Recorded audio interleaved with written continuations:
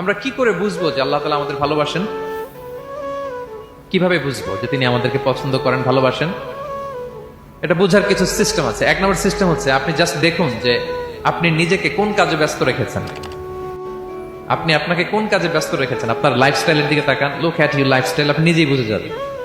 আপনি যদি দেখেন যে না, আপনার ভালো ভালো কাজে আপনার ব্যস্ততা, আপনার এঙ্গেজমেন্ট ভালো লোকদের সাথে, আপনার সার্কেলটা ভেরি গুড সার্কেল, ভালো কাজে আপনার মন টানে, আপনি ভালো কাজ করেন, যদি আপনার কার্যক্রম এরকম হয়, তাহলে বুঝে নেবেন আল্লাহ তাআলা আপনাদেরকে ভালোবাসেন। আলহামদুলিল্লাহ।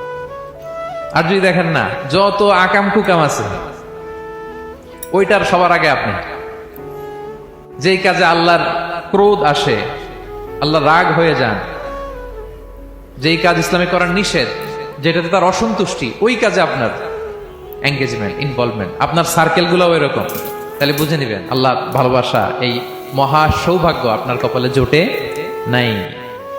তাহলে এটা হচ্ছে একটা সিস্টেম। আল্লাহ আপনাকে ভালোবাসেন কিনা এভাবে বুঝবেন যে আপনি নিজেকে কোন কাজে ব্যস্ত রেখেছেন, একটু দেখুন, আপনি মিলাতে পারবেন। 2 নাম্বার পদ্ধতি হচ্ছে এটা বোঝার যে তিনি আমাকে ভালোবাসেন কিনা, সেটা হচ্ছে পৃথিবীবাসী আপনাকে ভালোবাসে কিনা, এটা একটু দেখেন। এই পৃথিবীর ভালো মানুষগুলোর কাছে আপনার একটা গ্রহণযোগ্যতা আছে কিনা, এটা দেখেন।